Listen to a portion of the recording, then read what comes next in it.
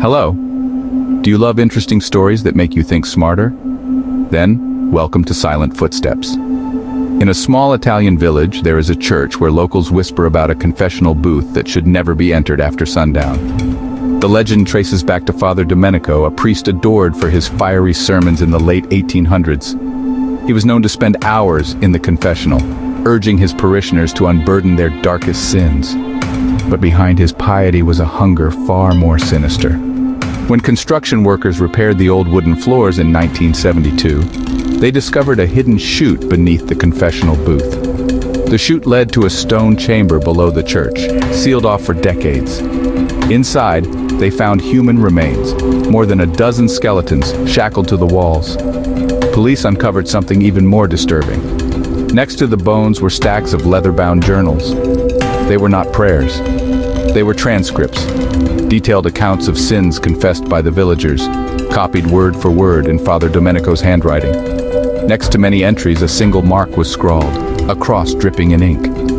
The marked names matched the skeletons below. It became clear that Domenico was not granting absolution. He was deciding who was too stained for redemption. At night, those marked would vanish, last seen entering the confessional, never to emerge again. The final journal entry was dated the day before his sudden death in 1894. It read, "Tomorrow the Lord will call me to judgment, yet I fear not, for the damned already surround me, and their whispers lull me to peace."